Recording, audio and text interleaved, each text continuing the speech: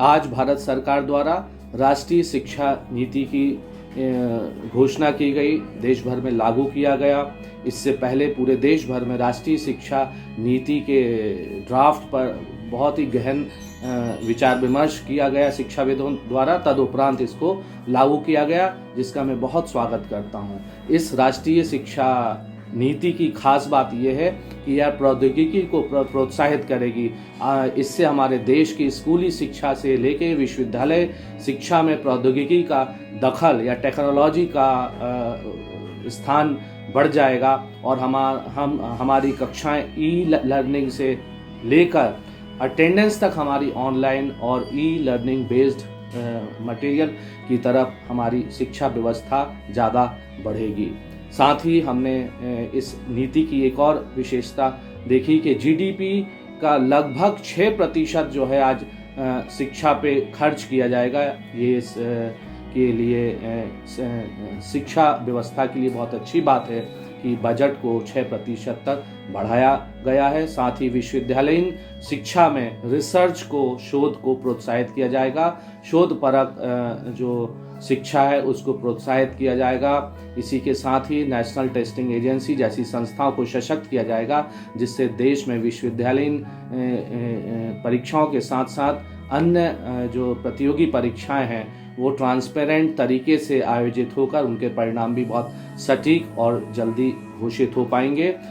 34 वर्षों बाद भारत सरकार द्वारा घोषित इस राष्ट्रीय शिक्षा नीति की अनेक विशेषताएं हैं, जिसमें स्कूली शिक्षा से लेकर विश्वविद्यालयीन शिक्षा तक बहुत लाभ होगा और मैं इस शिक्षा नीति का बहुत स्वागत करता हूं। धन्यवाद। नमस्कार। काफ़ी इंतजार के बाद हमारी शिक्षा नीति जो है आज कैबिनेट की मंजूरी के साथ ही मूर्त रूप ले चुकी है। अब औपचारिक रूप से नई शिक्षा नीति के साय में हमारे देश की शिक्षा का विकास हो। नई शिक्षा नीति बहुप्रतीक्षित रही है, काफ़ी दिनों से इस पर काम हुआ है और एक जो है लर्नेड स्कॉलर्स की टीम ने जो है हमारे देश की बदलती हुई ज़रूरतों के हिसाब से इस शिक्षा नीति को तैयार किया है। इस शिक्षा नीति की जो है काफ़ी आलोचना हुई है, इस पर काफ़ी विचार विमर्श हुआ है और निश्चित तौर पर कुछ नई चीज़ें इसके माध्यम से हमारी शिक्षा व्यवस्था में लागू होंगी।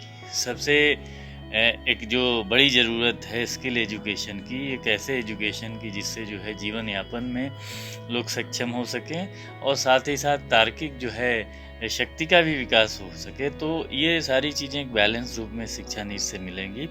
ये 21वीं सदी की जो है जो शिक्षा संबंधी ज़रूरतें हैं, जो हमारा सामाजिक ढांचा है, आर्थिक ढांचा है, वैज्ञानिक ढांचा है, उसकी ज़रूरतें किस तरह से पूरी होंगी और देश के कोने कोने में भाषाई जैसे सवालों को बहुत ही जो है इसमें जो है संजीदगी के साथ छुआ गया है। तो ये सारी की सारी चीज़ें निश्चित तौर पर परिवर्तन लाएंगी और ये परिवर्तन उम्मीद करते हैं कि सुखद होगा और ऐसे बहुत से सवालों का हल लेकर आएगा जो हमारी पुरानी शिक्षा नीति नहीं दे सकी थी। आज सचमुच एक ऐतिहासिक दिन है शिक्षा के क्षेत्र में। यह दिन इस बात के लिए महत्वपूर्ण है कि देश को एक ऐसी शिक्षा नीति मिलने जा रही है जो केवल विद्यार्थियों ही नहीं बल्कि देश की जो समग्र जनता है उन सब को इससे जुड़ने का अवसर मिलेगा। शिक्षा सबके लिए होगी, ज़्यादा लोकतांत्रिक होगी, संविधान सम्मत होगी, सबको अवसर मिलेंगे और यह मनुष्य का जो निर्माण करने वाली है यह नई शिक्षा नीति, इसमें बहुत सारे ऐसे अवसर हैं जहां व्यक्ति शिक्षा के साथ साथ अन्य क्षेत्रों में भी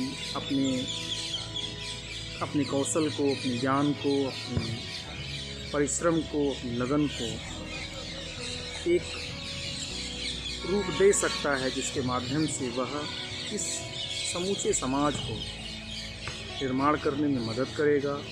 एक नई भावी पीढ़ी जो तैयार होने वाली है वह एक ऐसी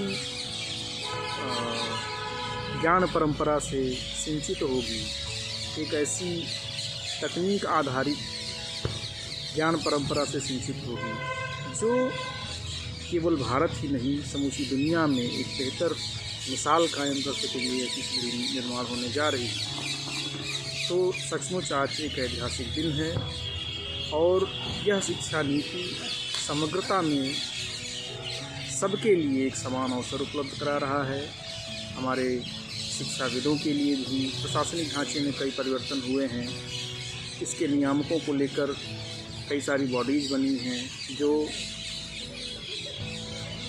एक तरह से बहुत सारे व्यवधान उत्पन्न होते थे शिक्षा प्रशासन को लेकर, शिक्षा व्यवस्थाओं के नियमन को लेकर, उसको लेकर बहुत सारे व्यवधान हटाए जाने का प्रावधान है। निश्चित तौर पर आने वाले समय में जब यह नई शिक्षा नीति पूरी तरह क्रियान्वित होगी तो हम एक ऐसे स्तंभ की तरफ बढ़ेंगे, कैसे हमारे पास एक ऐसा स्तंभ होगा जिसके माध्यम से हम अपने समाज, अपने देश, अपने आसपास के और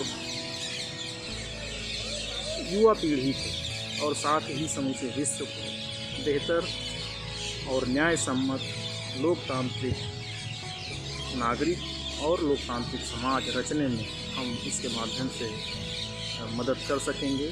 यह हम सब के लिए सुखद अवसर है। नई शिक्षा नीति से अभिभावकों और अध्यापकों को काफ़ी उम्मीदें हैं।